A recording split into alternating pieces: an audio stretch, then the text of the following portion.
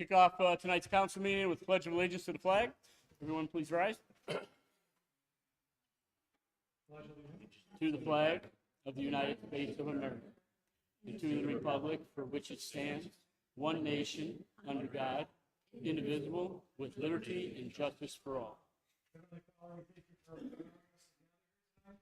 As a city, we pray for the new hire police officer, that you protect him, watch over him. And we thank you for our great country and the birthday we celebrated in 250 years. We pray that you watch over our country. Lord, in Jesus Christ. Amen. Okay, at this time, we're going to suspend the rules of council. And Chief Fisher? You can do roll call afterwards.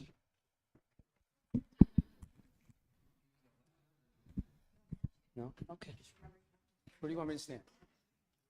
I got it on writing. So Thank you. Am I good? Good evening, everybody. Thank you for coming. Obviously, my name is Chief Jamie Fisher, and I'd like to welcome the Bias family here to the city of Kirtland. Today's a great day for the Kirtland Police Department because we have been trying for 4+ years to get fully staffed. And I met Kevin at a recruiting event. We went to Cleveland Heights Police Academy, Detective Scott and I, and there was 13 open enrollments in that academy. And Kevin came up to us and said, "What do I got to do to get a job?" I said, "Just apply and pass the background." And he literally was here a day after that conversation. It was over the weekend, and we talked and got to know each other a little bit, filled out the stuff, and completed our background check. And we couldn't be happier that not only did he come through, but he did ultimately choose us. And what I mean by that is, I talked to Kevin a little bit and told him about loyalty and what that meant to me after being here almost 30 years. At the end of the academy, he got an offer from another agency who he originally wanted to go to and said, "Nope, I'm going to go to Kirtland," who showed interest in me. So to me, that matters, Kevin. So, I appreciate you sticking with us, even though when you didn't have to. So let me give you guys a little bit of his bio and introduce him to you, okay? So Kevin was born in Cleveland and raised in Euclid, Ohio. Kevin is the oldest of 3 children. He graduated from Lutheran East High School in 2018. So yes, he is my second youngest officer, and I appreciate that. Kevin's parents here is Kevin and Tanya. I'd like to recognize you guys and thank you for raising a son who's willing to serve as a police officer. As a father of a law enforcement professional, a U.S. Marshal, I've had my sleepless nights too. But know that he's going to get the training, and he's been preparing for this his whole life. So thank you for sharing him with us. Some highlights of Kevin's father. He is a pastor of, it's Philippi Missionary Baptist. Is that pronounced right? Okay. And Kevin serves as a deacon there. So service is in his DNA. He also volunteers as a track coach for his younger brother. And during the background investigation, one of the themes that was said to us was some characteristics that I thought is what a police officer is supposed to be as well. He was described as dependable, trustworthy, and detail-oriented. So clearly those are all qualities they mirror well with our core values. Kevin recently passed his State of Ohio Peace Officer Certification Test and graduated from Cleveland Heights Police Academy on June 24th of this year. And lastly, Kevin, the badge that is going to be pinned to your chest tonight, that's a symbol of trust. Our community stakeholders and I challenge you to honor that every day through your service. So Mayor Potter, will you please do me the honor in swearing in Kevin as a new member of the Kirtland Police Department?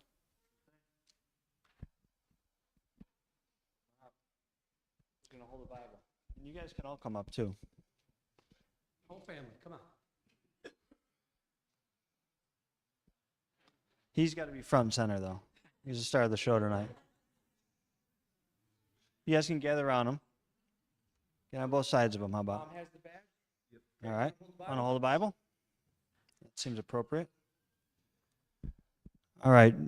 I couldn't possibly do a better job than Chief Fisher just did, talking about this fine young gentleman that I've heard a lot about. I had a chance to meet Kevin over at the Strawberry Festival, and the only thing that I would say is I bet I can do more push-ups than you after hearing the number you did.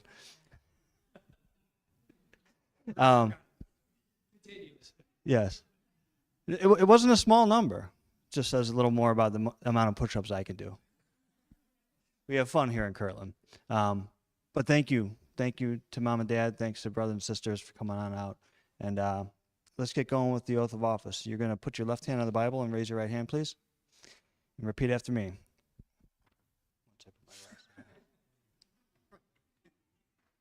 You can probably see better than me, though. Okay, repeat after me. I, Kevin Bias, do solemnly swear that I will support the Constitution of the United States, that I will support the Constitution of the United States, the Constitution of the State of Ohio, the Constitution of the State of Ohio, the Charter, the Charter, the ordinances and resolutions the ordinances and resolution of the City of Kirtland, of the City of Kirtland, and that I will faithfully, and that I will faithfully, honestly, and partially discharge my duties discharge my duties as a police officer to the best of my ability. to the best of my abilities. So help me God.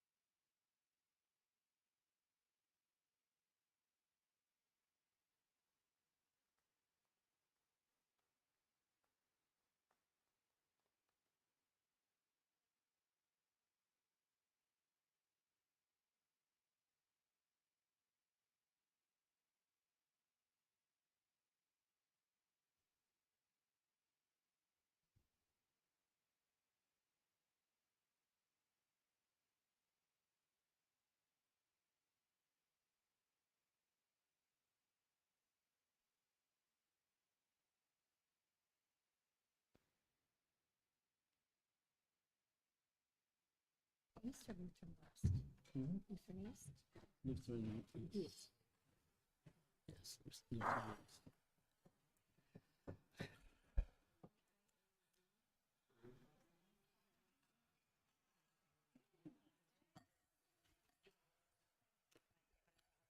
Okay, on behalf of the city of Kirtland and council, congratulations. Family, feel free to stay for the meeting or go celebrate with your son. Take the ladder. Go celebrate. Thank you. Pleasure, thank you.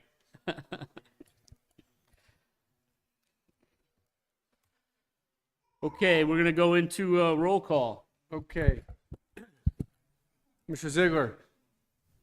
I'm here. Mr. Hamer. Here. Mr. Smolik. Here. Mr. Fenchmaker. Here? Ms. Grazia. Here. Ms. Simons. Here. Mr. Scholes. All right. Okay, moving on to the reading and approval of the minutes of the June 15th, 2026 work session. Motion to approve. Second. Okay, motion to approve by Councilman Smolik, second by Councilman Ziegler. Any discussions? If not, please call the roll. Mr. Ziegler. Yes. Mr. Hamer. Yes. Mr. Smolik. Yes. Mr. Fenchmaker. Yes. Ms. Grazia. Here. Ms. Simons. Yes. Okay, moving on to the minutes of the June 15th, 2026 council meeting. Looking for a motion. Motion to approve? Second. Okay, Ms. Simons with a motion to approve, Mr. Ziegler with a second. Any discussions? Okay. Mr. Ladlow, please call the roll. Mr. Ziegler. Yes. Mr. Hamer. Yes. Mr. Smolik. Yes. Mr. Fenchmaker. Ms. Yes. Grazia. Yes. Ms. Simons. Yes. Okay, moving on to department reports. Chief Colleen. Thank you, Council President. Good evening. I don't really have a formal report tonight, but I do want to state that we only had one heat-related call during all that warm weather, which truly surprises me.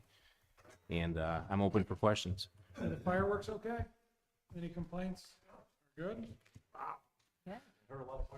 Well, there's Chief Colleen, just, what's the road status right now? We got anything closed still, or, is everything open?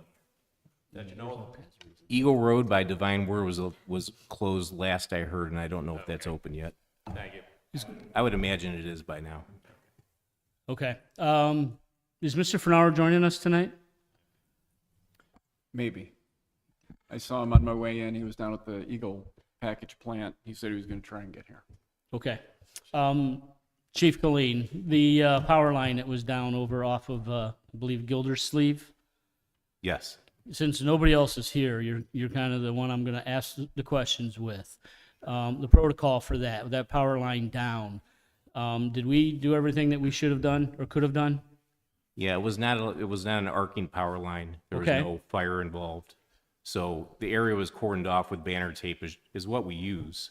Okay. And the reason we carry that is it's really plentiful, easy to carry on a vehicle, and highly visible. And we did mark that off. But after the complaint and concern, we did go back down, set up some cones, road closed sign. And in the future, though, we'll look to doing some lighting on those road closed signs Okay. for dark areas like that. Okay. So it was a power line though, right? It was a power line. It was a secondary line to a house Okay. that was taken down by a tree. Right. And it was pulled off the mast of the house, and it was partially blocking one side of the road. Okay.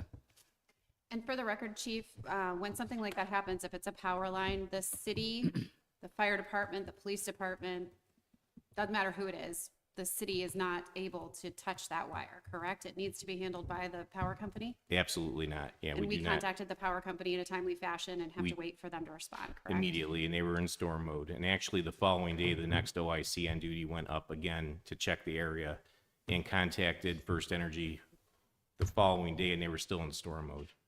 Okay, so in the entire incident, I think what I'm hearing is we feel like we appropriately handled the situation in the moment, and in the future, we'd like to kind of take it a step further and get some lighting so that we can make sure if it's a dark road that we're really kind of calling out that it's closed, but that everything was handled to code and appropriately in the moment. Yeah, absolutely. Just with it being a dark area, it'd be nice to get the lighting Absolutely. set up on the signs. Yeah. So, and that's understandable, so it's easier to see. Yeah, I think it's Yeah. good feedback and it's a good opportunity for us to improve process a little bit, so that's great. Yeah. Awesome. Thank you. All right, Chief, thanks for that explanation. I appreciate that. Is there any other questions for the chief this evening? If not, we're going to jump to Mr. Courtney, and hopefully Mr. Chief Fisher will come back in. Thank you. Good evening, everyone. Hope everyone had a pleasant weekend. I'll start with Kirtland Chardon Road. Pre-construction meeting is set for tomorrow, 2 p.m. here at City Hall. So we'll know more about the contractor's schedule on that one after that meeting. 26 road program, Joe's been coordinating with the 101G contractors for start dates on that. Apologize, I don't have that information with me. 306 sewer extension, we're working through all the guidance documents, collecting information for the application for the federal funding on that job. And we're trying to get a meeting set up with the county in the next week or so to talk about project financing and coordination. Wisner Wall, SME is working to wrap up the final plans. So I'm waiting for a status update on that. The slope failures, I did get an opportunity on the way in tonight to stop at Wisner, that newer slope failure. I think fortunately there are 2 trees that have fallen across the river and the root balls are still kind of affixed to the toe of the slope there. So I think that's helping. But we are getting a little more erosion up near the road. So Joe and I are going to keep a close eye on that to see if that roadway is going to need to be fully closed at that point. 10899 Tibbetts, revised final plans were submitted June 27th. I got those reviewed today. And everything looks pretty good. So that will be moving forward to the Planning and Zoning Commission at their July meeting. Should be able to get that ball rolling. And then related to recent rainfall and flooding events, I took some time this afternoon to look at some preliminary rainfall data from National Weather Service. And from Friday at 4 o'clock until today at 4 o'clock, there's a rain gauge over on Booth down by Kirtland Chardon that the National Weather Service monitors that recorded about 4.6 inches of rain over that 72-hour period. Today, between 10 a.m. and 3 p.m., we had 2 inches. And I know just from talking to Joe and some other Kirtland residents, it was coming down pretty darn hard today. So Joe is out taking care of things he can at this point, and we're documenting other problem areas. Over the next couple of days, we're going to get that stuff listed out and start figuring out what's going on and what needs to be done. Happy to take any questions. Okay, Wisner Wall, final plans from SME. Timeline? I think last meeting, correct me if I'm wrong, you mentioned we'd have final plans, or they were working on final plans. Yeah, they gave me 2 sets of final plans, one with 2 different options on them. One Okay. option had weep holes in the face of the wall, Okay, and the other option had no weep holes. And as a result, the sheet pile has to go deeper because of no weep holes. So I let them know to finish off the plans that have weep holes in the wall. And the only thing with those is they need maintenance every so often to make sure they don't get plugged up, Okay. which shouldn't be a problem. I talked to Joe about it. He doesn't have a problem doing that. So timeline, still waiting on a timeline. okay. And the holes in the walls that for flow, backflow, to let it. That's, back- yeah, drain to back out? release any hydrostatic pressure that might build up behind the Gotcha, wall. okay. Okay. Thank you, Doug. Yep. Do we know what's going on? I guess there was some more marking today on Joseph and Fairview, water, gas lines. Do we know what else is planned? I know they were doing some apron work. On Fairview? Fairview and Joseph. Yeah, Not sure. okay. Can we find out? Yeah. Okay. Was it the full length of both of those roads, or was it at the intersection? I'm not sure. They just said water and gas lines being marked today on Joseph and Fairview. Okay. They're digging, they kind of just want to. Somebody must be getting ready to dig, but I'll try and figure out what it is. And what's going on. Yep, that would be great. And then I know that you addressed it before the meeting, but I did send an email to you and Joe and everybody, just trying to close the loop on a property in Old Town that has been abandoned for a while that needs to be looked at. One off of Gildersleeve that I think we may need to cite for grass and stuff like that, which I sent to Lenny as well. But there was just a whole slew of things that I'm just looking to close the loop with everybody on kind of status.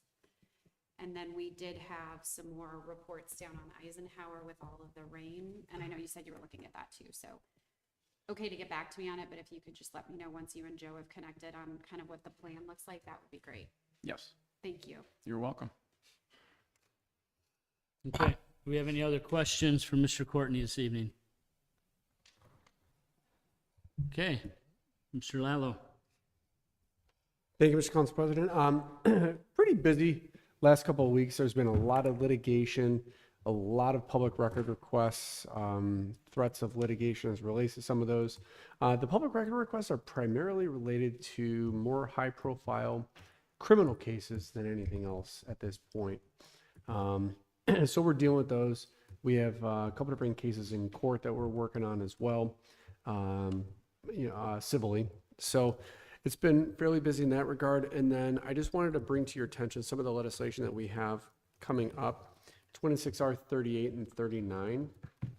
Those are, we've already passed those, but what we're doing is we're repealing and repassing. It's the levy.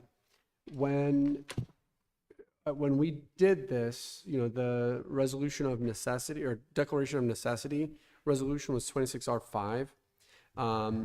We've used the prior legislation from 5 years ago and 5 years before that.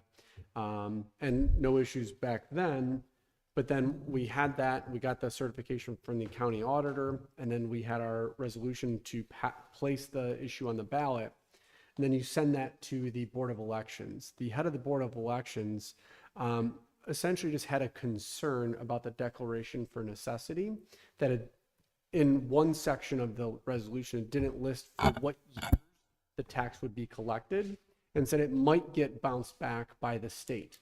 So he said, what you may want to do is pass a new resolution going through the process. We do have the luxury of time because the deadline is August. After consulting with the Board of Elections and just us talking through it, I think the best course of action is to kind of repeal that, both of those, and just pass them anew.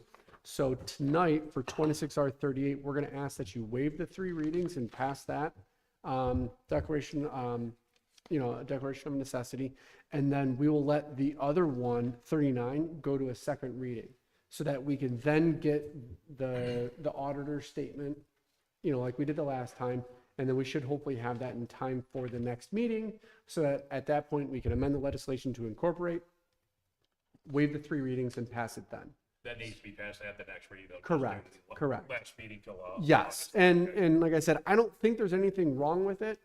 It was just the Lake County Board of Elections.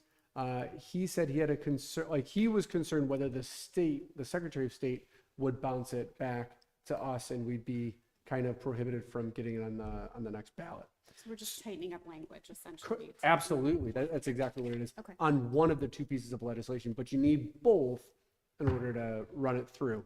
So we're just essentially starting back from square one, but it shouldn't be an issue at all. Thank So you. that's all. Aside from that, I have nothing further to add unless you have questions for me. Okay, any questions for Mr. Lallo this evening? waiving 3 readings on 38, and then going a second reading on 39. Yes. Thank you. Julia, can you see if Chief Fisher wants to stop back in? If he wants to enjoy that, that's fine. I just don't want to go to the mayor and then go back, that's all.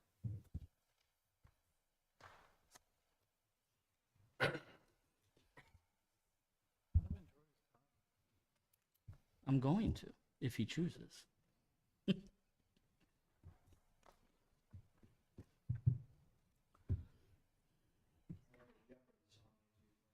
Yeah.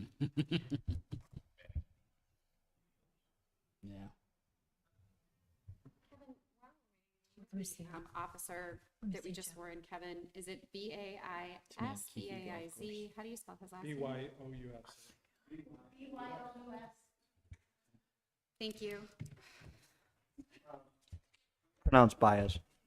I was trying to be phonetic and it wasn't working. All right. Okay, Chief Fisher.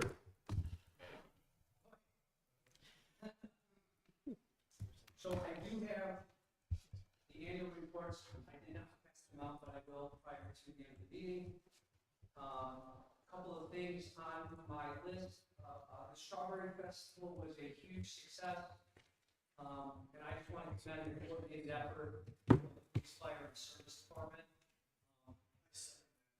We've been doing this a long time. Kiwanis is a pleasure to work with. They trust us. And to help the community and everybody involved, it just really makes Kirtland the special place that it is. So thank you for everybody who worked, participated, and came. I look forward to every year. I'm in the final stages of reviewing the low-speed vehicle, and I'm just going to put in air quotes, golf carts and e-bike ordinances. I know we've had some conversations about that. The review is just about done. I'm working on some suggestions that I have after reviewing the current ordinances that we have in place. This is a county issue. Every city in the county is dealing with this. They really don't know how to address it. We are kind of all in and all in the same arena. Example being helmets and non-sidewalks. Those are all recurring themes. There has been a few accidents. The last one of record was in Menor, where 2 juveniles were riding tandem and got hit by a car. So I think it's something we need to seriously consider. how we want to address it, and with the ultimate goal of safety being the forefront. And lastly, I'd like to recognize the hero who paid the ultimate sacrifice last night. His name is Sergeant Scott Reese of the Richmond Police Department, who was killed in line of duty last night. Another officer I was wounded, K-9 was wounded. I believe, I want to say some other family members were also killed. Just shows how dangerous this job can be. It's a small community, kind of like us. And, when you guys go to bed or whenever you pray or whatever you believe in, if you could just put those thoughts and prayers to that family, because they are forever changed. And that's why we are wearing the morning bands on our uniforms today to recognize that service and that sacrifice that myself, the other officers here, and Kevin has sworn in that time. So with that, I'm open to questions, concerns. Thank you. Okay. Chief, thank you for recognizing the fallen officer. Greatly appreciate you doing that. Our hearts and thoughts go out to that family. And thank you for your service, obviously. Chief Colleen, same to you. Any questions for Chief Fisher? Okay. Chief, thank you. Mayor? Oh, wait, Julia? Almost got away with you. Almost. Oh, boy. Thank you, Mr. Council President. I just wanted to give a thank you to Joe and the service department. Last week he was out at 4 a.m. and restriped our parking lot. So we've got some nice bright lines again. But also last week we had some AC issues during the extreme heat, and they were out there roasting, getting it back up and running for us to make sure that our members as well as our rentals over the weekend were not scorching in the gym. A reminder that July 14th, we have our America 250 party. It is senior center members only. It is from 10 to 1, but for our members, we do have some raffle baskets. Police and fire will be there to cook some burgers, and we have King Cone ice cream coming as well.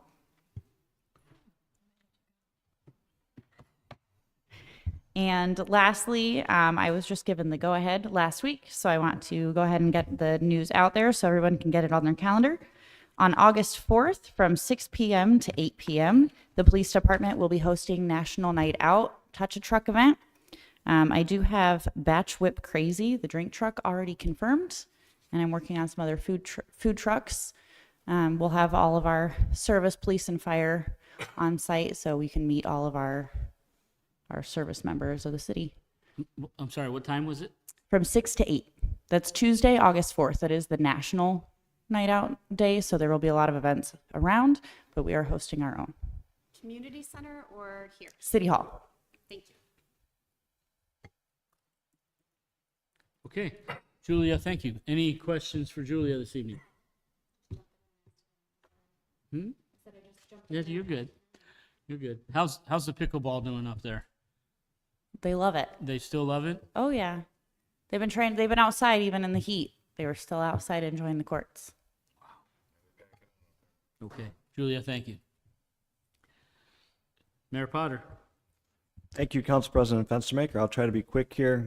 Thanks to Mr. Finaro and the Service Department team for being out there in that storm today. Some pretty tough conditions lately, period, with all of the heat and all of the rain. And I know Joe is out there still working, so hopefully you can get home and get some rest tonight. Thanks to Fire for helping out over the weekend over on Gildersleeve and taking my call on Saturday to work through that issue and make sure that everything was as tight as it could be, following our protocol. So thank you. Thanks to all who contributed to the Berry Festival. Someone else, Chief Fisher already mentioned it. Chief Colleen mentioned it earlier.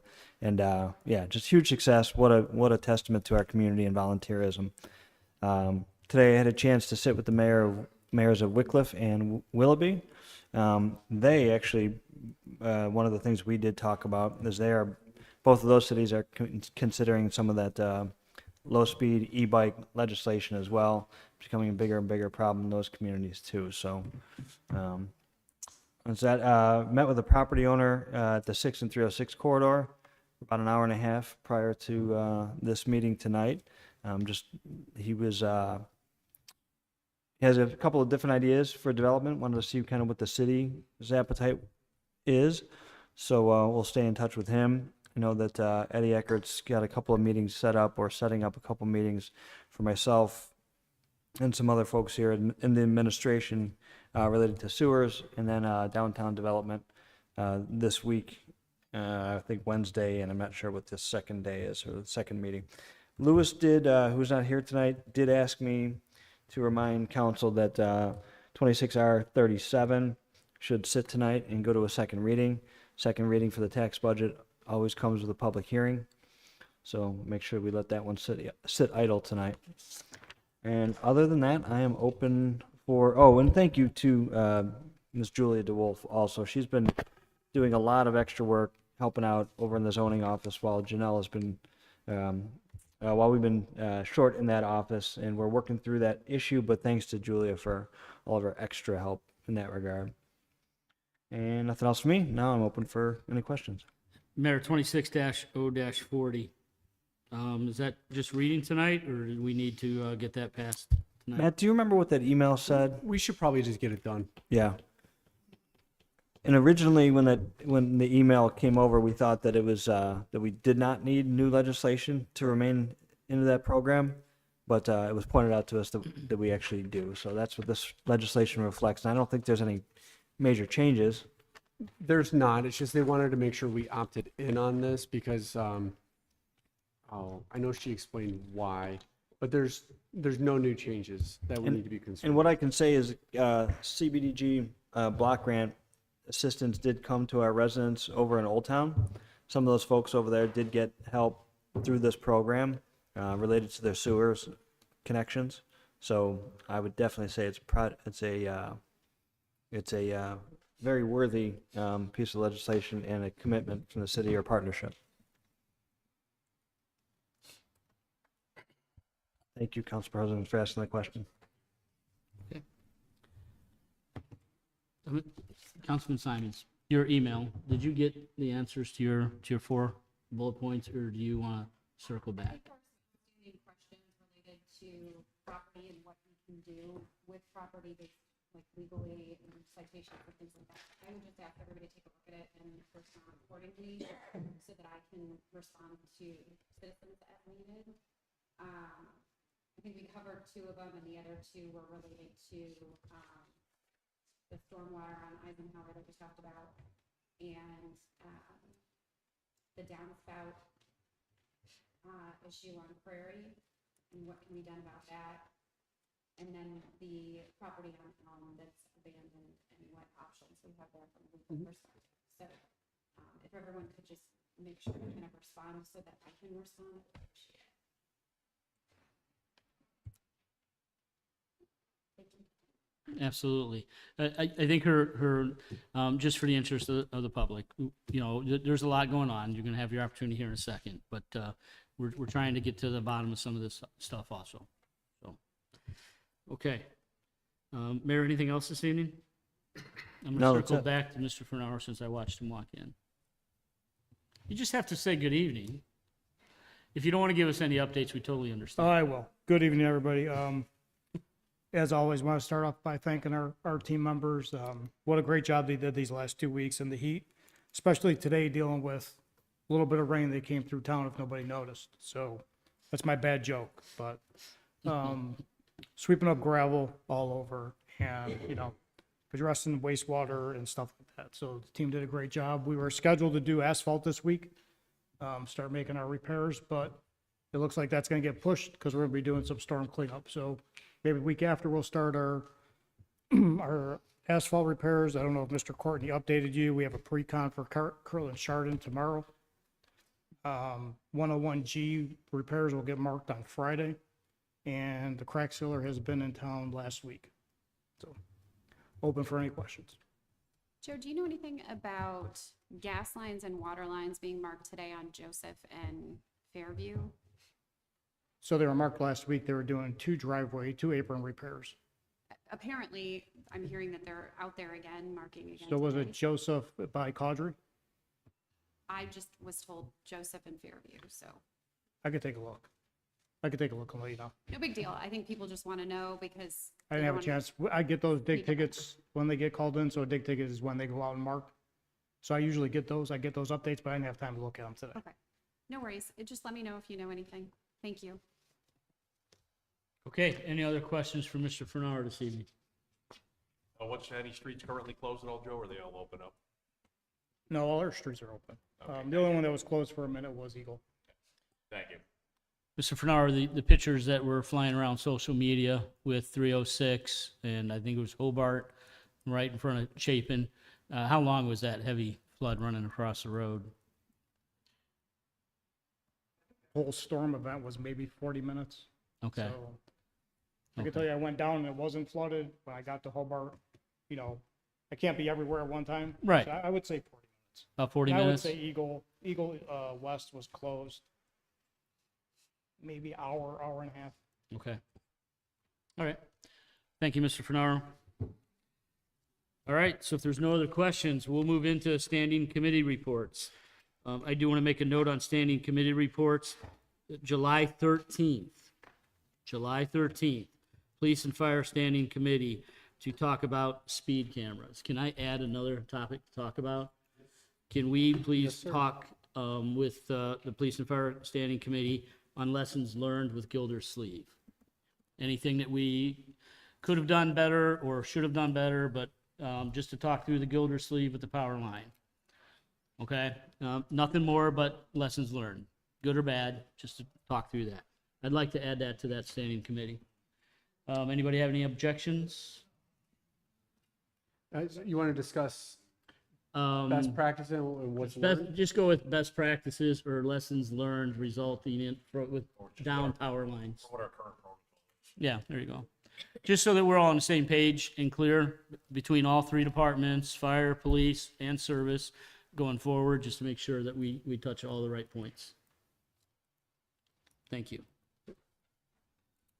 And that's all I had. Anybody else have anything on standing committees? Mr. Council Yes. President, I know on the original agenda, there was the Police and Fire Standing Committee that was supposed to meet at 6 PM. Yeah, Did it convene or no? we did not because we all had in our notes July 13th. Okay, so it was improperly, It was improperly Yeah, noted. okay. Yeah. Just want to make sure, I know Yep. for minutes purposes and Yeah, I everything. made it a point to get here early at 6, just in case. Yeah. Okay. For the public. All right, thank you. That's number one, why I'm repeating it again tonight to make sure. So it will be the next Monday. You take that up with Lewis. Okay, so moving on to correspondence. I'm not aware of any correspondence. Mr. Lalo, have we had any? I cannot recall of any. Okay, thank you. Okay, moving on to public comments for matters not on the agenda. So we have a full house, so all I ask, if there's public comments for matters not on the agenda, remember, please state your name, address, and please, in the interest of time, try to keep your comments or questions to 2 to 3 minutes so that we can give everybody an opportunity tonight to speak. So now's the opportunity, public comments for matters not on the agenda.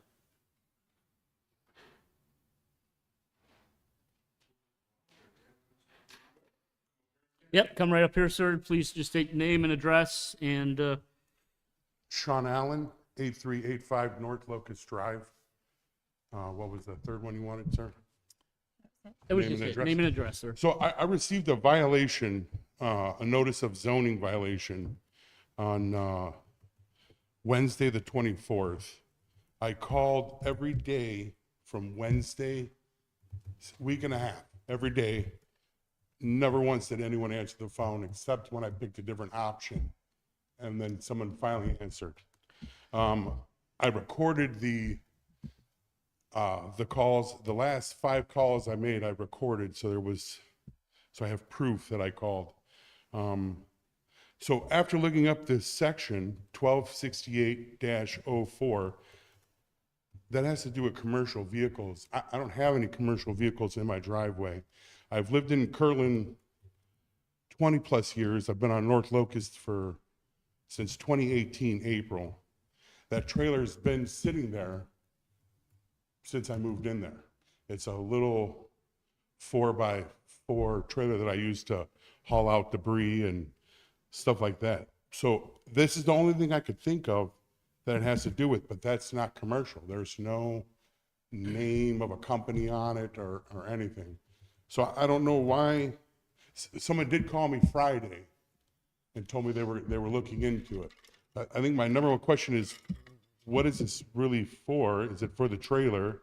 Second, why did I call for a week and a half? No one answered, and then I finally get a call a week and a half later. This states in here that I have to comply within 10 days from the date written, which was Saturday, 6/13/26. So I did do that, and no one ever called me back within the 10 days. So if I don't receive a formal letter closing the case within 10 days of today, I'm going to just seek legal counsel, because I'm not going to lose any sleep over this or worry about this anymore when I don't get a call back from anyone. I understand. Mayor, do you have any insight on the Yes. situation with that? So I would say squarely, I'll put this on me. Mr. Allen, was it? Yes. So zoning office has been, and I'll just say it, it's been in some disarray the last month or so.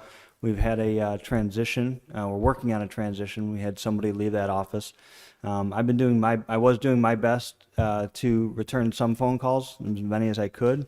I went on vacation with my family late the week before this past week. So I didn't do a great job of following up with the emails that were coming in related to zoning and any follow-up phone calls I needed to make. So in this interim, I have been the person that if the blame is going to fall on anybody, it should absolutely be me. And I do apologize if you did not get, since you did not get a phone call until last Friday. In terms of the notice of violation itself, I do appreciate, you said you did move the trailer?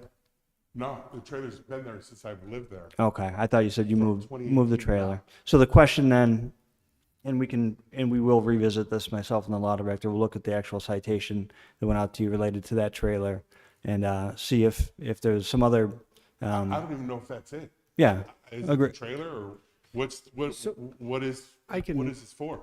I can, not knowing exactly what's going on with the case, right? I just interpreting the resolution or the ordinance. A commercial vehicle is one of two things. It's also any vehicle that's not a passenger car.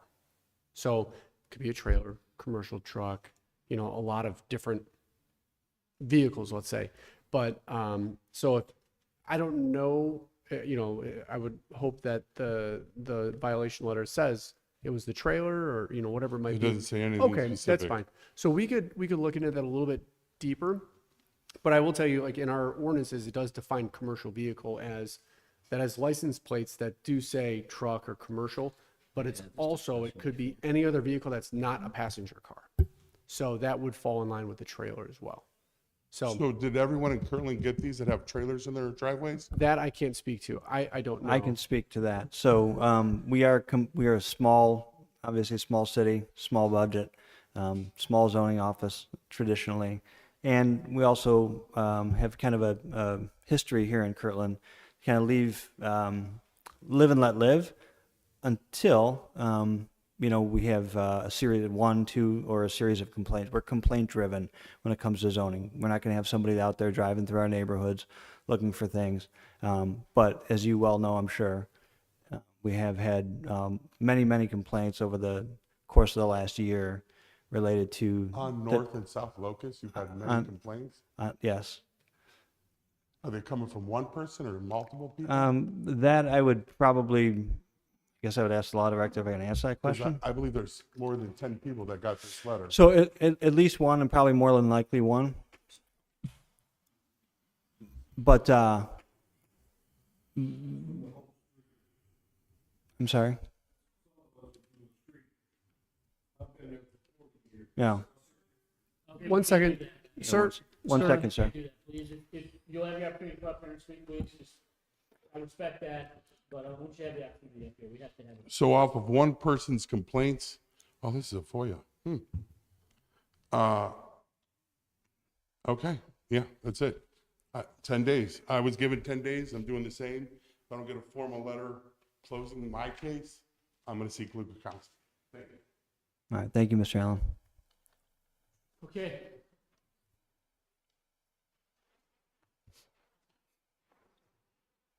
Please state name and address, please. Jagjit Dhami, 8392 North Locust. So I also received a citation. My family was on vacation pretty much all of June. I came back to this exterior property area, section 146.2.15. So I also called the office and I never received a call back stating I should know what I need to clean up. Now, I've been here for 13 years. We've done many projects on our house. I would say asking most of my neighbors, because we're a pretty small street, like we have one section of stuff that we're still using to do repairs and maybe one small trailer. So I just feel like I should be told what exactly do I need to clean up. And I also feel like it is probably one person on the whole street who has made complaints. And you're telling me out of all the houses we have on that one street, one person can dictate and make all these citations? That's harassment. And I also feel like I need to get something in writing that, because I feel like I've asked plenty of my neighbors, there's nothing in my yard that looks like it needs to be cleaned up. So I just need clarification. And what I would say, so again, just same as I said to Mr. Allen, the non-callback since these letters went out is 100% on me. It timed up terribly with my vacation. I should have asked the zoning department maybe to wait a week till I got back so I could handle the calls, as they came in. I don't I didn't understand think of how that. one person on the street. In terms of that, though, all I can say is whether it's anyone on this council that has someone in their neighborhood, or somebody in their neighborhood complains to them, and they forward that on to the city, or anybody on Joseph Street or Russellhurst or wherever you pick a street. Once a complaint is lodged, we really do have obligation to Yes, to- I was to do also what given we're 10 supposed to do. days to make a repair, and I don't even know what I need to do. and that's a very fair statement. Yeah. I would imagine the city would work with you on timing Correct. and everything, and identifying the issue, work with you on Right. timing. Historically, that's how it's been done in the past as well. I think while in accordance with the law, we can't control the fact that we have to respond when we're given a complaint. What we can control as a city is the clarity in which we're delivering the message. So I think what we can do is look at the way these letters are being written and see if we can clarify for people that it's this ordinance, in your case, it's blank. And even if we have to handwrite what that blank is, like, if there's a way to clarify for people so they don't spend days wondering what it is, the lack of response is a one-time thing because we were Right. short-staffed, that I'm sure everybody can understand and appreciate won't happen once we have people in office. We can clarify our messaging. What we can't control, unfortunately, is if someone files a complaint, we do have to act on that complaint as a city. I don't think there's anything we can do legally to prevent that from happening, but we can be more clear, and I think that's what I would ask for from a resolution And standpoint. just to let you guys know, we are discussing bringing in someone to handle a full-time, I believe, right? Full-time Yep, we're administrator. gonna have somebody here very soon. Yep.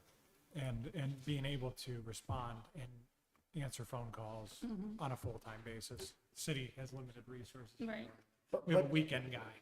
But to her point, if it truly is the same person complaining about everything all the time, every time, that's, Right. It is. It's one person, and they would have to drive around our whole street to actually pinpoint, oh, I don't like that in their yard. I don't like that in their yard. I mean, my neighbor, I just talked to him. He can't even lift up the pieces of wood, and he got a citation. You need to move that wood. Okay? Come on. There's a dead tree that got cut up, and he got cited. And it is one person whose wife is taking pictures or emailing. Like, it's ridiculous. Why do you have to drive around our whole street? So I think the first issue, though, is they can complain. They have the right to do that. And then what we do is we investigate. Okay? And I think this is a good example of maybe best practices, where when we get this new zoning official in and there's these situations, rather than ripping off the letters right away, make a phone call. Hey, this is what's going on. We're going to have to send you a letter, but we would be more than happy to work with you and make sure everything gets taken care of and everything. And, so it's not just sending the letter and, kind of, Right. going from the there. trailer But, issue, like, but how the many issue, houses have small trailers? I mean, people use that for recreational use. You're Yeah. telling me you want everyone in Kirtland, because you know what? If you're telling my street that the 10 people or 9 people who have small trailers or any kind of trailers Yeah. can't have them, oh, come on, now that's gonna be an issue. That's gonna Well, be if you like went to a case. everybody's street and called us and complained, unfortunately, we would probably investigate. Tell the and whole write 'em Kirtland into- to get rid of your into the- trailers? I mean, into- that's gonna into be, the- Sir, What's up? what? Oh, wait, we need name and address. okay, I'm done. Okay. Yeah. Thank you. Thank you. Please, I'm gonna ask again. You'll have your time to speak up here, but up here, name and address. It's a public meeting. We can't have that outside of the stand here, okay? So please respect that. Devin Name and Stewart, address. 8381 South Locust Drive, and most of you know it's not my first time here, and hopefully it may be my last time. I don't know, depending on how the situation goes. Thank you. It's becoming my second home. I'm going to be as utmost respectful as I can. I do agree with Sean. This is, and Jess for that matter. This is really, I mean, this is borderline, if not harassment, from one person in the neighborhood, whether it's complaint based or not. There's no difference from North Locust, South Locust, and Locust than Russellhurst Road. But maybe you don't have a neighbor that hates everybody in the neighborhood.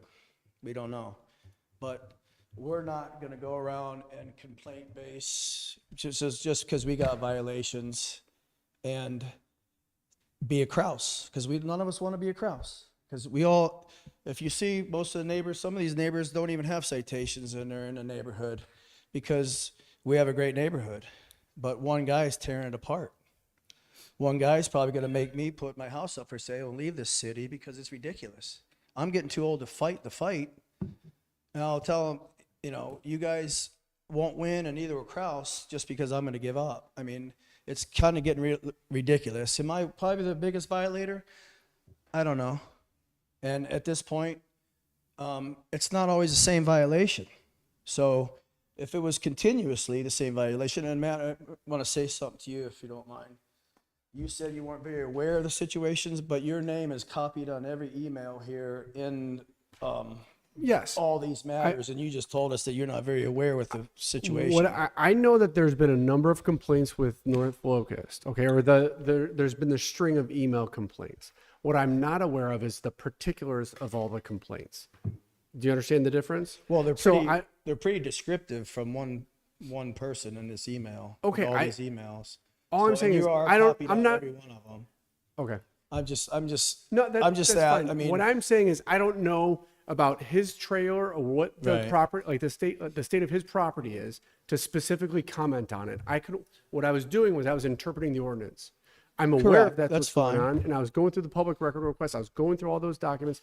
I'm not the one who sent the letters. I'm not the one who Correct. went on the scene and did any of that stuff. That's what I'm saying. I'm not Yeah, I particularly got you. aware of all that. Okay. I just wanted. I mean, thanks for clarifying that.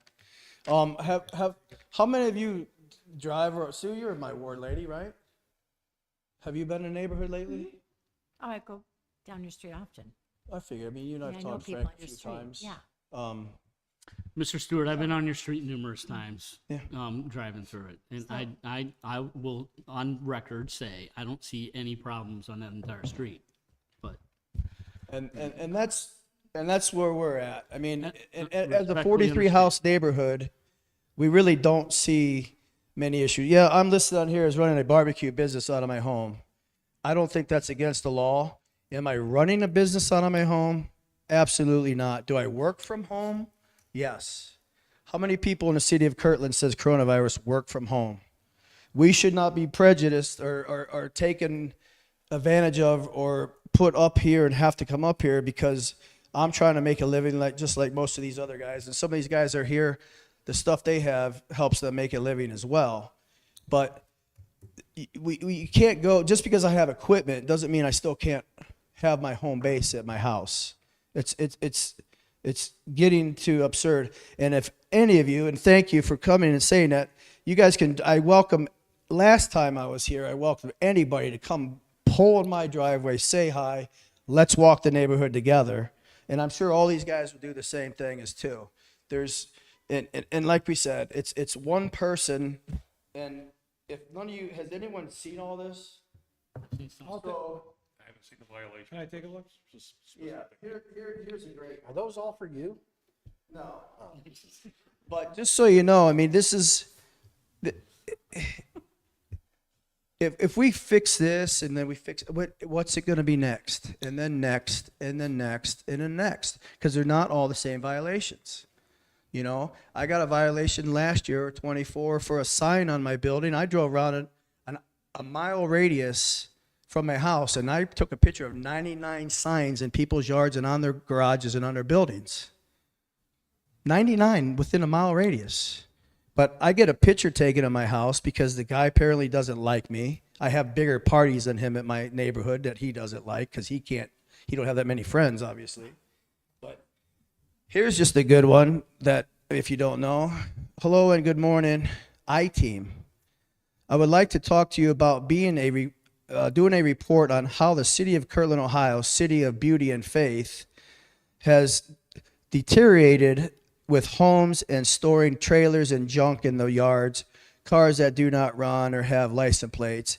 I have talked with the mayor. Sorry, I mean, obviously you're getting beat with the stick too, from the same person, but knowing a person like we do, he tells everybody he's got you in his back pocket. And that's the truth in our neighborhood. And there's one guy in here that knows that for verbatim. He gives his phone, and the city council and no results. The city ordinances deny this, and I am asking for help to get results in restoring our city back to its beauty and faith. Look forward to hearing from you with the hope and help. So obviously he's now threatening the city to go public for whatever reason. So obviously I'm not the only one here. These guys are going to have time to talk. I'll probably be back next week to see if there's any type of resolve whatsoever. And as you were discussing the ordinances, yes, I mean, they come out, you guys spend, what is it, $10.44 per letter to mail these, not counting whatever you get paid to mail them. It's kind of ridiculous because then it just, zoning, commercial vehicle parking. That's not my first one for this. And if some of you recall, me and the city went around a while back ago for the same citation. And my lawyer won that case, and it has been left alone. But now Kraus is doing what he's doing. And once again, I have no other now I'm back to this violation. So again, at what borderline does it become harassment from one neighbor to 42 other neighbors in a neighborhood? I mean, something has to be said or done, or maybe you guys look at your ordinances better. We don't live in an HOA. I mean, we don't. Most of this city is not an HOA. We all know that. And I mean, maybe someone should have the kahunas to tell Kraus maybe it's time for him to pack up and move to Rocking Horse. I don't know. But I mean, it's going to get to the point where probably someone's going to do something bad because they're going to snap, and it's not going to be good for that person, obviously, and it probably won't be good for the other person at the other end. But I mean, that's how much harassment we're getting. And you guys are, snuffing.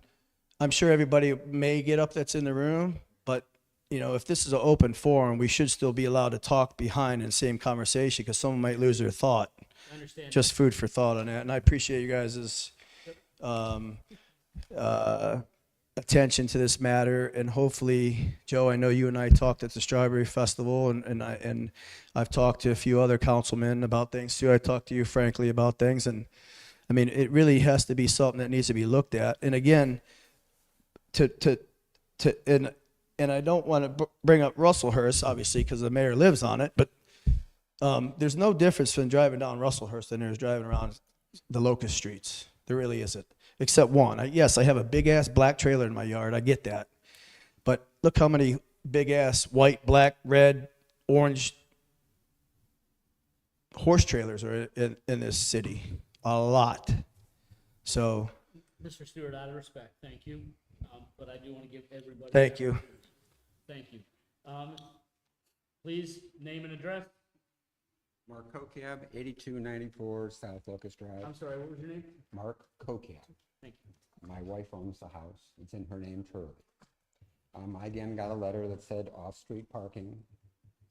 And, you know, I called twice. I went down to the office and I talked to the girl there. She was very overwhelmed by everybody else calling. It says zoning off-street parking 1268.04, which according to everything here, nobody looked at that, addressed anything, drove by. They're just throwing things out there to hopefully they can catch somebody. Off-street parking in residential districts, the parking of commercial vehicles or private property zoned for residential use for only commercial activities, only 2 commercial vehicles as defined in the section. In addition to the above restraints, there should be no parking except permitted tractor trailers, semi-trucks, Yeah, but in buses. your house, you have that big Ford that you use for your personal, and you have a camper, right? You have a Ford van? I was getting to that. Yeah. It says here, the next thing was buses with a dual set of rear wheels, which is a Ford Transit van that I use for my recreation. Any vehicles transporting hazardous waste, contractors' equipment, and other things. So technically, I have no commercial plates. I have nothing that is violated in off-street parking. And, you know, I've lived there for 22 years. And this is the first letter I've gotten about anything. Thank you. Thank you.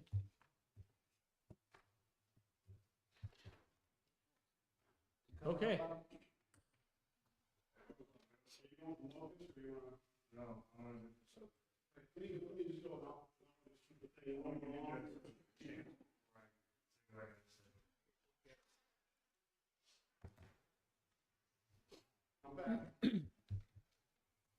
I'm Bob Wells, 8255 North Locust. Got a violation for something. I don't know what it was. It doesn't really matter because I'll just get another one and another one and another one. And it'll just continue on and on and on from the same guy. Who's the problem? When 30% of the people that live on your street have a violation from one person, who's the problem? You guys all sit here and look at me that I have a problem because I have a trailer. I talk to everybody on our street, everybody. There's nobody on our street that gets past me without me talking to them. I sit out front yard, I bullshit with everybody, and my little dog's running around doing his thing, but yet I have one guy, Ron Kraus, who just can't figure it out. Some people want to be important. To some people, it's important to be a pain in the ass, and he's doing a really good job of it. I just don't understand how you can let that continue on.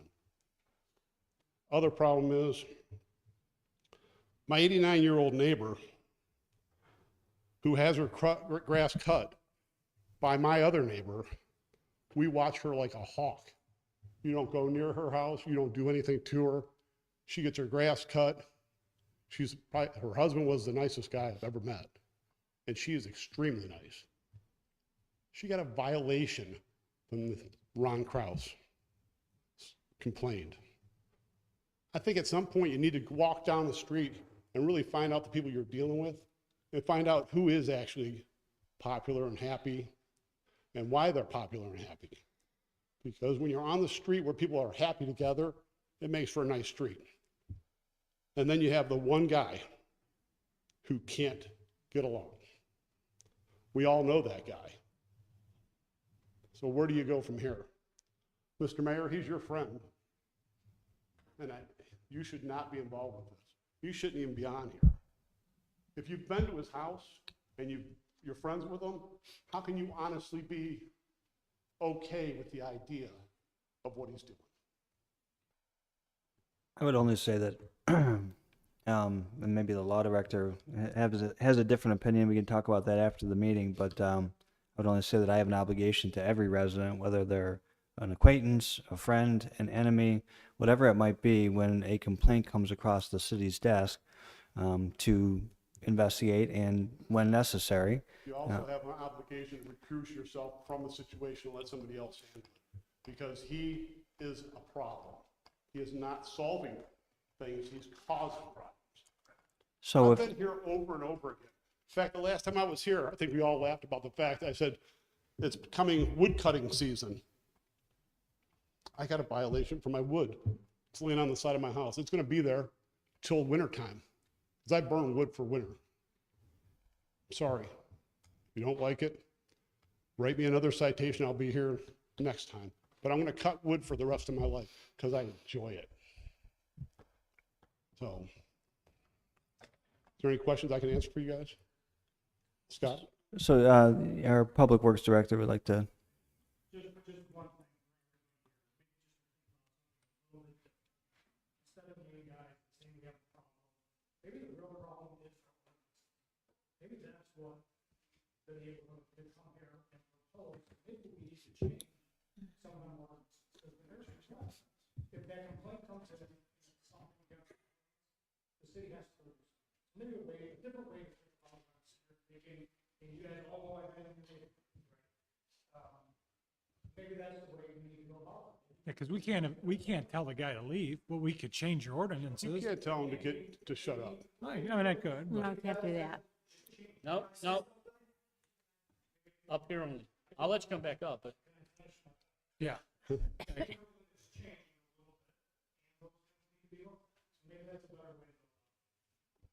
Or pick a street that better suits you and move to that street. I mean,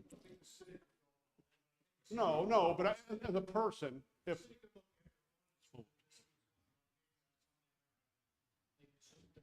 Yeah, no, I thought of the same thing. I'm glad Mr. Finaro brought that up. You know, if City Council at any point and or the zoning board at any point sees an ordinance or hears of us enforcing an ordinance based on a complaint that they don't think is, appropriate for our city, 100%. There can be committee meetings, there can be recommendations to change or repeal ordinances, but as long as those are in place, to Mr. Finaro's point, regardless of who the person is complaining and what neighborhood, we do have an obligation to respond.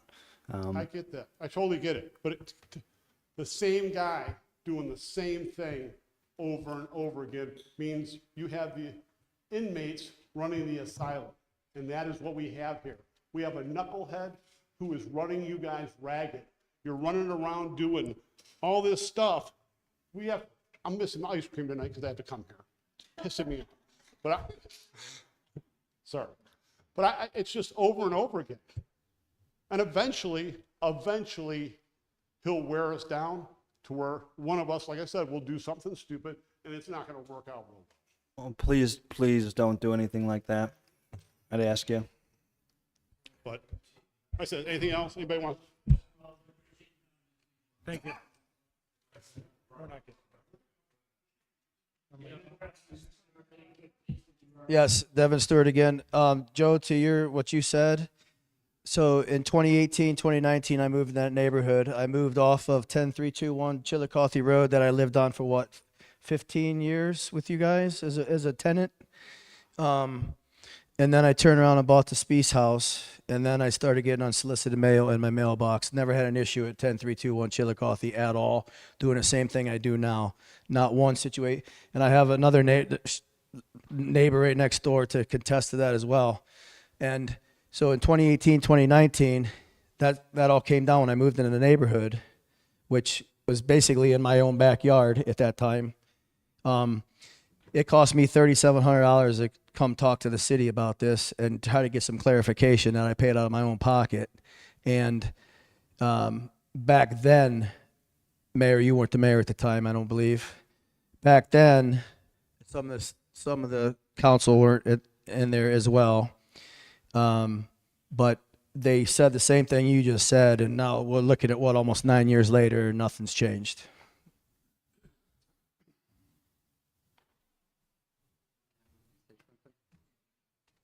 So my letter was dated 6/17. oh, I'm sorry. Mark Kokeb, Okay. 8294. But it was dated 6/17, and it's already past the 10 days. So, and I got no response back from anybody. So what are we going to do about this? What was the question? I'm sorry. I think there's a zoning person that's going to be starting in the next week or so. Yeah, so And this will probably be number one on the agenda, is addressing a lot of these concerns from yeah, tonight. I do apologize for any lack of clarification, number one. And I do apologize for any lack of response, number two. I actually wrote in the Kirtland Chronicle, I thought about this as we were sitting here, in this month's edition, thanking our residents and business owners and developers for their patience over the course of the last few weeks, month, as we work through this zoning, specifically transition. So I do apologize, but I do think that we have to stay committed to enforcing our ordinances as they are. And again, we're not going to be driving around, but when they're brought to our attention, regardless again of who that's brings that to our attention, we do have to respond. But I would say again, if there is an appetite from council or a zoning board to repeal, modify zoning ordinances, they can have that discussion. And that's not putting any of this on them. This is just the way it's been for a long time. Mr. Smolik and I sat in countless hours of meetings related to off-street parking back in 2017, 2018. So we've kind of been around the block on this a little bit and are familiar with the process. We're not going to make everybody happy all the time. That's just the nature of this business.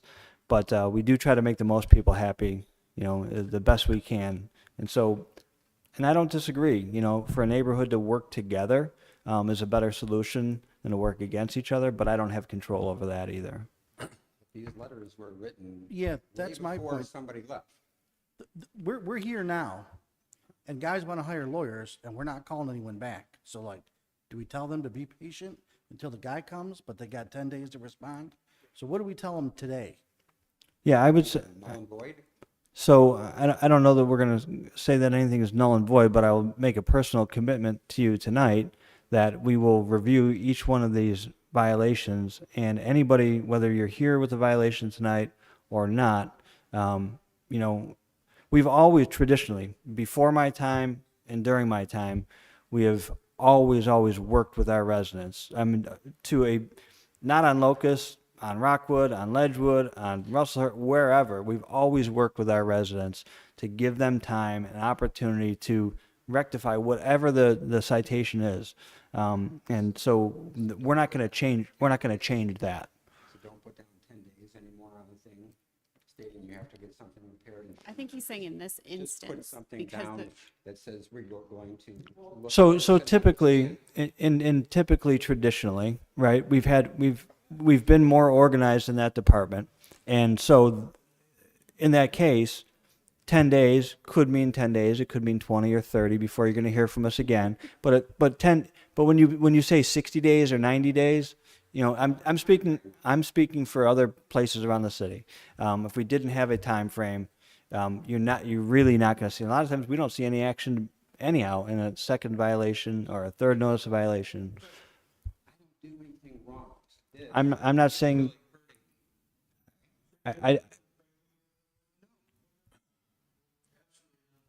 So that's what I'm understanding is, I've got a problem. I want it fixed, but when is this going to get fixed? Yeah. So again, thank you. When we And hire somebody in 2 weeks, it's going to take them another 2 weeks to maybe need. So we're going to be out 6 months.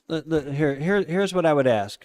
Here's what I would ask anybody that's received a notice of violation, and you can identify what that notice of violation is, and you're sure what it might be.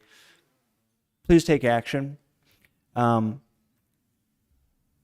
anyone that's not sure, wait for clarification. Maybe everyone's not sure, and we're going to review every case.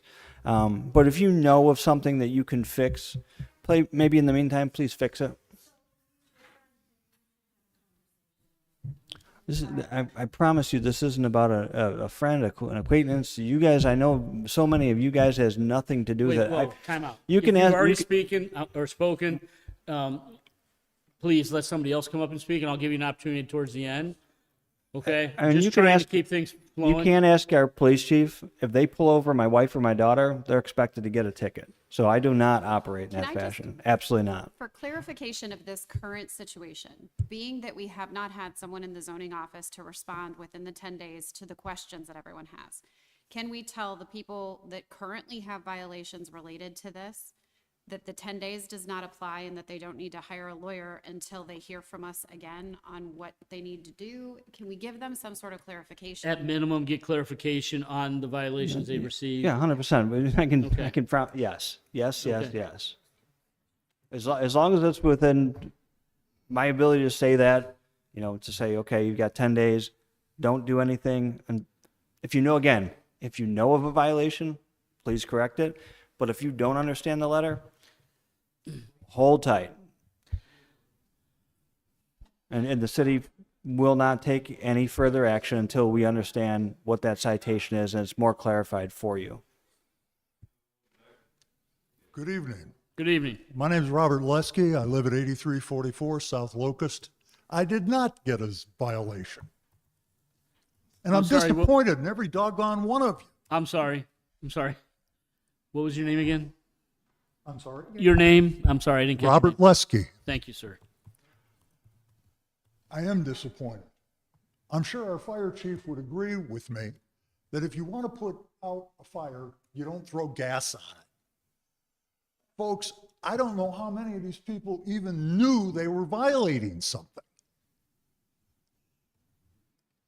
Issuing a citation is a friggin' insult. Let's face it. I don't understand how this accelerated to that position. Mr. Lalo, I got to disagree with you with your definition of a commercial vehicle. I'm not so sure that that's accurate. Just for clarification, that's not his definition. That's not a Okay, it's not but an issue. but when you say Mr. But it's just Lalo, something, it is an issue. something else, okay? I came here for an entirely different matter, and it's why I look the way I do. I got a call this afternoon from my wife that the 4 inches of rain that Mr. Courtney was talking about, well, 2-3 inches of it wound up in my basement. That sounds like a private matter. When I came home and I wanted to get in my driveway, I had to plow through about a foot of water in my drive. I happened to have the last open ditch on Locust before previous administrations covered all the ditches downstream of me. I've complained about this before, and no one addresses it. I haven't seen anything.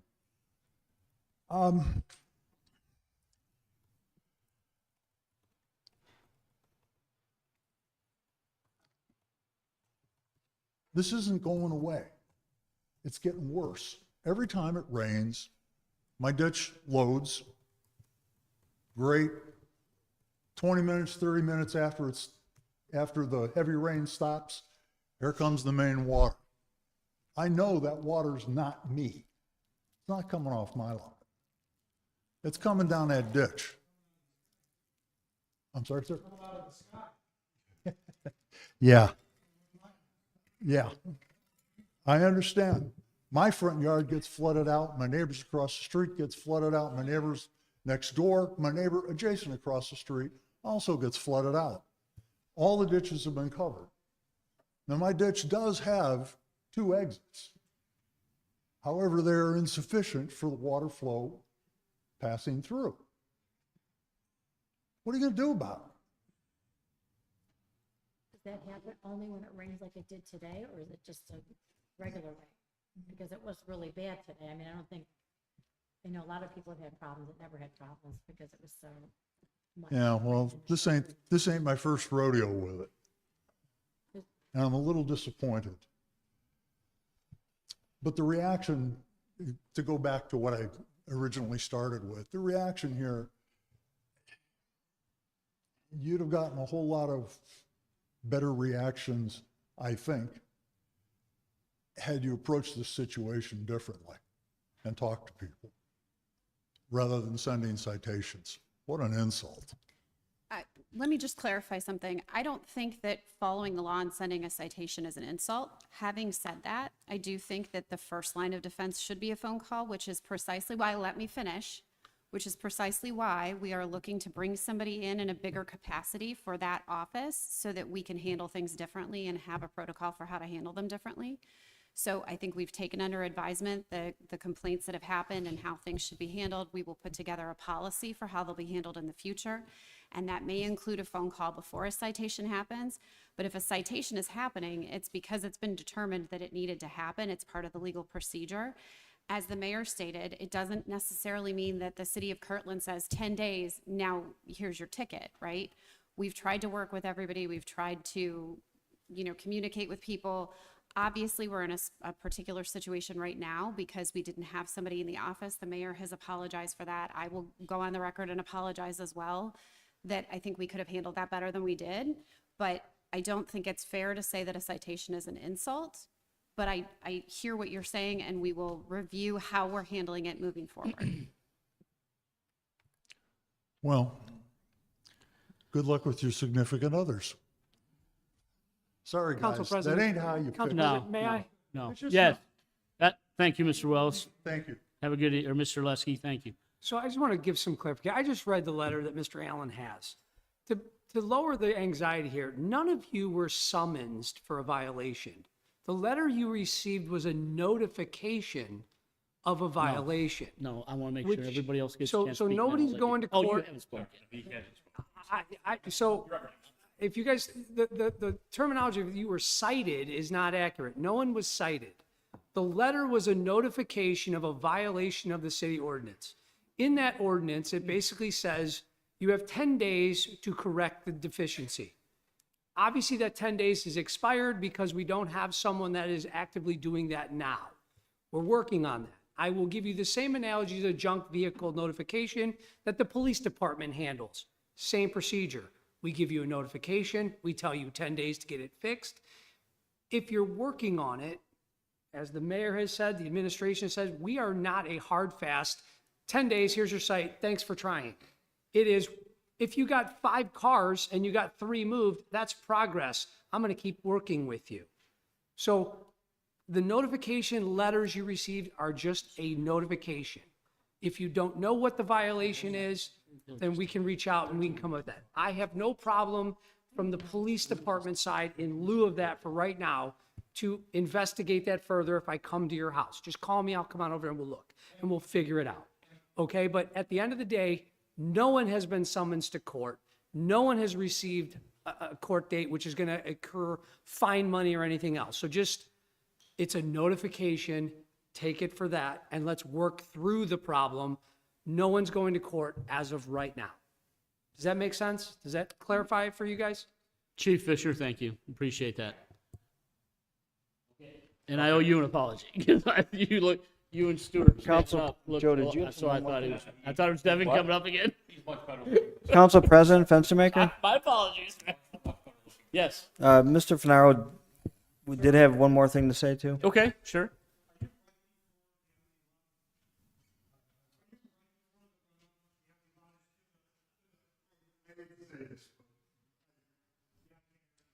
The acoustics in this room are terrible.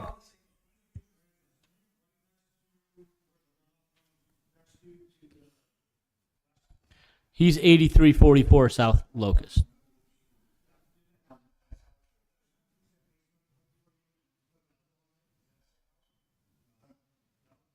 East kitty corner from me going to southwest. Thank you. Mr. Fennar, it was 8344. What an ironic day. Bob Schneider, 8125 Elmwood Drive. Sir, aren't my neighborhood? We know about flooding. Council knows about the flooding issues. My question real quick, do we have any progress about funding, any direction of what we're gonna do with that wooded area? Do we have any updates? That's for the Parkwood, Elmwood, Beechwood neighborhood. Okay. So, going a little different direction this evening. And it's ironic that everybody's talking about ordinances. So I did some investigating on my own, and apparently the Ohio Constitution recognizes the city as a municipal corporation, a business, allowed to self-fund and govern. Okay, so you have CEO, you got a board, you got department managers, and then you have company attorney, and you have us as investors, the residents. Okay? So a lot of the problems that I've been hearing is infrastructure, drainage and roads. That is a huge, huge problem throughout the entire city. Just, Mr. Snyder, just a note, that's not just a huge, huge problem in the entire city of Kirtland. That's a huge, huge problem in the entire state of Ohio. Okay, well, I'm just Okay, I'm well, sticking with I know you Kirtland. are, but if we're gonna go that direction, I just want to be clear that infrastructure is not just a city of Kirtland problem. Stormwater and Okay. roads is a problem statewide, worldwide, or countrywide, right now, if you're Which following we- our political. Which we have to realm. fund ourselves, correct? We have to figure out how to Because get the funds to We do are a it. municipal corporation. from the Correct. Ohio Constitution, correct? Correct. Okay, perfect. So it sounds to me like not enough money is coming in to what is needed to go out to fix these problems. So essentially, in my opinion, the business is not meeting expectations. The flooding in roads, in my opinion, has become unsustainable. And it's not just this administration. It's been a problem. I've been a lifelong resident. With my address, I've been there, over 20 years. Okay? So I've seen the flooding problem getting worse and worse and worse, year by year by year. Okay? So it's always, we don't have the money, we don't have the money, we don't have the money. Okay. Well, it seems like the investors are not receiving a good return on their investment. So, therefore, the Ohio Constitution allows the city council, okay, to do this. And I'm respectfully requesting council to attain an act from the Ohio General Assembly to repeal the city charter, which would allow the residents, the investors, to have potentially greater access to larger funding from county and state funds, meaning we'd become a township. Residents could keep police, fire, and a road department through levies, which would be spent on those entities voted on by all residents. Residents can vote for levies to fix all the residential streets through levies, which can only be spent on only listed streets in the levy language. This township would have to follow Ohio Revised Code. That would mean no city ordinances. There would be no more city council. Trustees would handle the money and local issues. And most of your issues would be voted by the residents. In other words, there would also be no more general fund. Additionally, the residents, again, investors, would pay no more city income tax, so they could potentially have more money going into their bank accounts. Now, another option is that the residents can do a petition, have the required number of signatures to get it on a special election ballot to repeal the charter, and it has to be done by a majority vote, by the way. Both would likely have to be reviewed and approved by a judge. Kirtland is not set up for a business model government. It's at least 90% homes. Okay?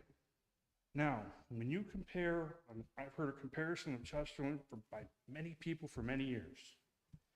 As of 2026, the city of Kirtland has approximately 6,926 residents, has a police department, fire department, and a road department that takes care of the entire city. Chesterland, just to the south of us, has approximately 7,864 residents and has a police, fire, and road department. And the road department takes care of basically the residential streets. The state takes care of the state routes. The larger main thorough roads are taken care of by the county, if I'm not mistaken. The size comparison Kirtland is 16.80 square miles, and Chesterland is 14.09 square miles. And they have way more industry than we do. So in my opinion, the Kirtland Municipal Corporation, it's failing. So I'm going to ask you, everyone in this room, what would you do as an investor into a business and that business was not meeting expectations? I'm sorry?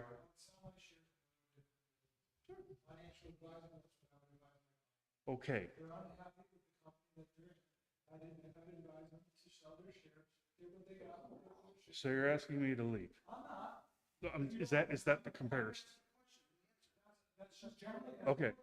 Someone asks me, I'm happy with the business they're in. Okay, I misunderstood. Yeah, I would say sell your shares to that company, because it's obviously not going to do any good. Okay. It happens. It's just a general thing. Okay. All right. And you go on levels, you run exclusively on levels. We put two roll levels up in the rest of the north. But You think you're gonna pass the levies under a township? we're also paying an income tax on top of that. Right, so that's additional money you're getting mandated that we're having taken out of our pay. And then the levy is asking for more additional money. So the township, you don't have city income tax. So every time.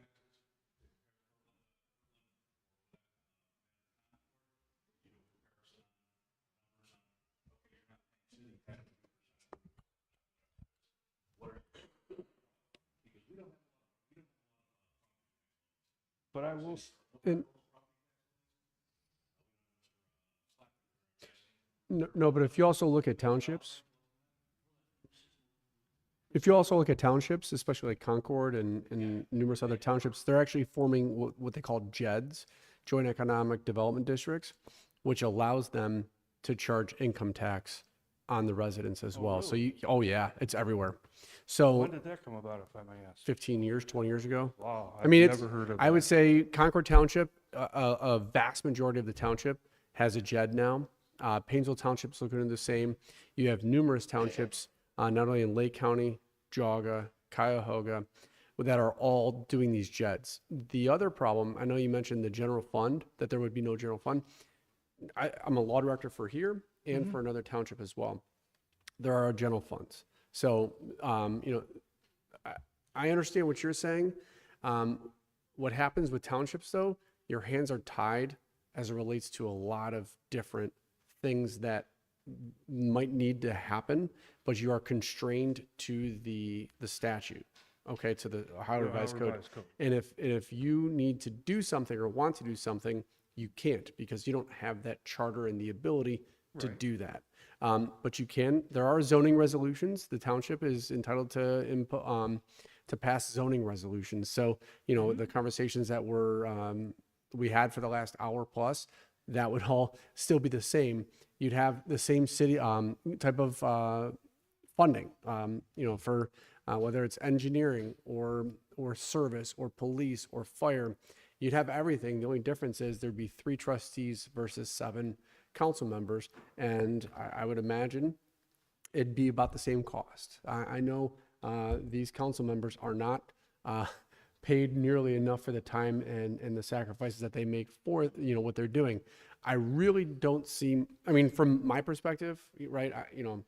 I'm a resident here too, but I see it from both sides from where I sit right now, and I firmly believe that the chartered municipality is the way to go. It's unfortunate the lack of funding that has come where let's say from the state. There used to be the local government fund, and what they did was to balance the state budget, they pulled all the funding from the local government fund, where the state used to give money back to the municipalities for those for funding necessary improvements, right, for infrastructure. They pulled all of it. And if you look at the cuts that were made for the local government fund, all the cities took a beating. And that's why we're at where we're at today. Now, I know the city has tried to put on levies, to put on whether it's reducing the income tax credit, because right now, if you live outside of the city, if you live in the city but work outside of the city, you have to pay RETA, right? Yeah. And so rather than paying 2% in city A and 2% in Kirtland, Kirtland gives a credit. Yeah. Right? Yeah. They've considered doing things like that. So you're not paying the full 2% to the city, but there's certain things that need to be done to try to help salvage what we have. And it puts us all in an unfortunate position. But I can tell you from my experience, as a law director of both, I firmly believe that the charter municipality is better. Again, that's my opinion on better for actually trying to create as nimble of a government as possible to try to give the ability to do things that aren't necessarily written in statute. Okay. So, again, that's my opinion. Okay. But I and you're think, entitled to that. Exactly. And I know you're entitled to yours, and we respect that as well. But I just want to try to.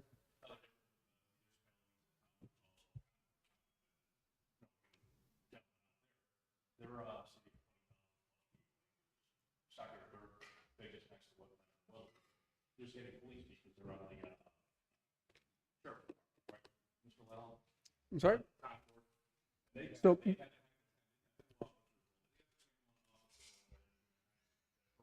Well, I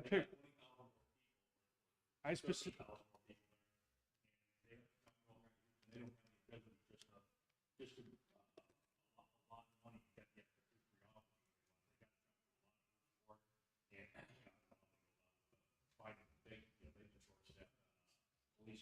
Well, I specifically compared Chessman because square mileage and residents and services are very similar, and it seems to be working great down there. Okay, now I do want. I haven't had time. Honestly, to be honest with you, I thought of this today because of the flooding. Okay.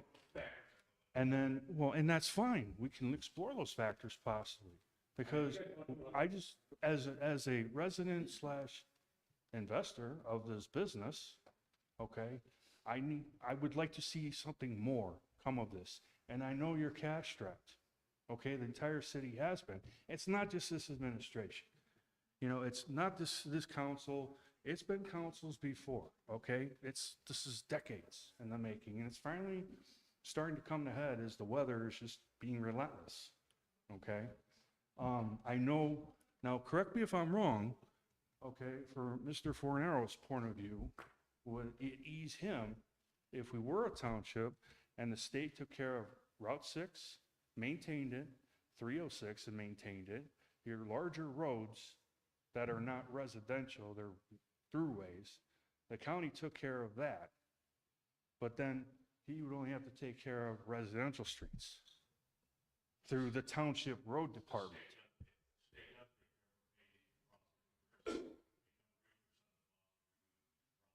What about the other 20%?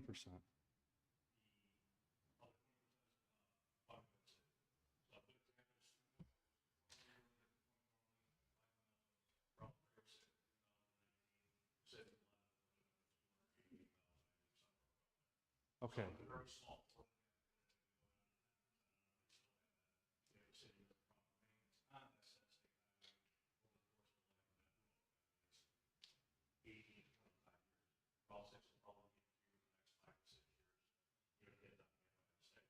Okay. That's probably going to be 400. Okay, Okay. Mr. Schneider, out of respect for time, one more question, and I'd like to move Okay. on if you wouldn't mind. Mr. Lello, in regards to ordinances, okay? We have a plethora of ordinances.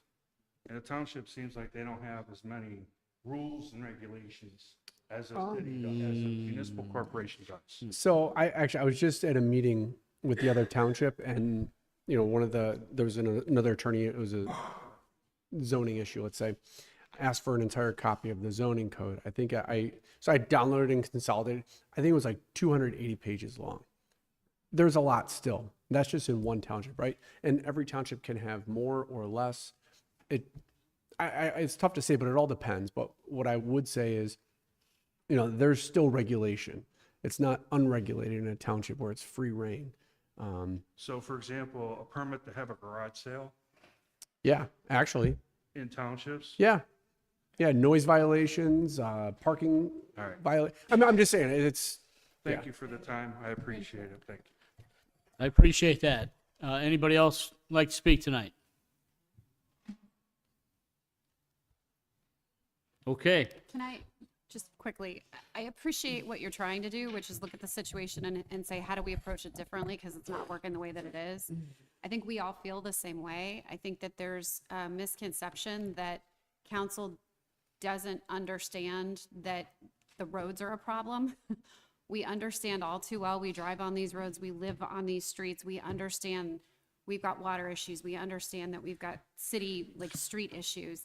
And I think we are doing our level best with the money that we have to address those issues. It's why we put a levy in front of people to say, we want to do better, and this is how our proposed road plan in order to try to do better. We're going to keep looking for solutions to bring more money into the city to make that possible, since everyone doesn't want to pass that levy. We'll continue putting levies in front of people when it makes sense. When it comes down to dissolving the city, I think we're doing our best as human beings, and I think we're good stewards of the money. I think we've been very open about how the money is being spent, and if people have other ideas, I appreciate that you took the time to look all of this up. I don't think anybody took it that way at all. Yeah. And we're the residents too, so I feel that deeply. Mr. Schneider, I didn't take it as disrespect by any means. You have the right to do that. You have the right to share that opinion. I'll just share my one opinion on it. The problems that we currently face aren't going to go away going to a township, okay? They might be in different buckets, but they're going to be the same problems. You talk about funding a police department. Our levy is 1980 what for the police? 82. We're operating our police department on a levy from 1982. So 90%, if not more or less, comes out of the general fund to support our police department now, okay? So all we're doing is, by going to a township, you're just changing the buckets. The same problems are going to be there. We're still going to have the same issues of trying to fund to get our roads where they need to be. We're still going to have the same issues trying to fund to fix all these water problems. You're just moving the buckets around, okay? So that's just my opinion. You had yours, that's mine. Townships have the same challenges, just in different buckets, okay? Okay. I appreciate any more public comments before we move on to the rest of the council meeting. Okay. If not, we'll be moving on to 26-0-36. Nope, Mr. Council President. Public comments on matters of old I'm business. sorry. Public comments on matters of old business. Okay. No comments on public matters of old business. We'll move on to 26-0-36. An ordinance amending section 220.26 of the codified ordinances of the city of Kirtland regarding the rules of council and declaring an emergency. Was this the third reading? This is the second reading. So we're good. And this could go to the third, right, Mr. Lowe? Yes. Mm-hmm. New business. Okay, public comments on agenda items of new business. Okay, 26-R-37, resolution adopting a tax budget for fiscal year 2027. 26-R-38, a resolution repealing 26-R-5 and declaring it necessary to renew the current levy of 0.85 mil for community senior citizen and recreational facilities and programs, and requesting the Lake County Auditor to certify the total current tax valuation of the city and the dollar amount of revenue that would be generated by the levy renewal, and declaring an emergency. Motion to waive the three readings? Second? Motion. Got my mic on. Motion to waive the 3 readings. Second? Okay, Councilman Smolik with a motion to waive the 3 readings. Councilman Grazi with a second. Any discussion? If not, please call the roll. Mr. Ziegler? Yes. Mr. Hamer? Yes. Mr. Smolik? Yes. Mr. Fensmaker? Yes. Ms. Gratia? Yes. Ms. Simons? Yes. Motion to declare an emergency and to adopt. Second. Okay, Who Council. was second? That was me, Jill. Okay. Councilman Smolik with a motion to declare emergency and adopt. Councilman Simons with a second. Any discussion? Mr. Lallo, please call the roll. Mr. Ziegler? Yes. Mr. Hamer? Yes. Mr. Smolik? Yes. Mr. Fensmaker? Yes. Ms. Gratia? Yes. Ms. Simons? Yes. Okay, moving on to 26-R-39, a resolution repealing 26-R-29 and person to section 5705.19H of the Ohio Revised Code, submitting to the electors of the city a question of providing for renewal of the current levy of 0.85 mil for 5 years for community, senior citizen, and recreational facilities and programs outside the ton mill limitation. No, waive. No, that goes to second reading. Oh, second reading? Okay. Okay, gotcha. My apologies. 26-R-O-40.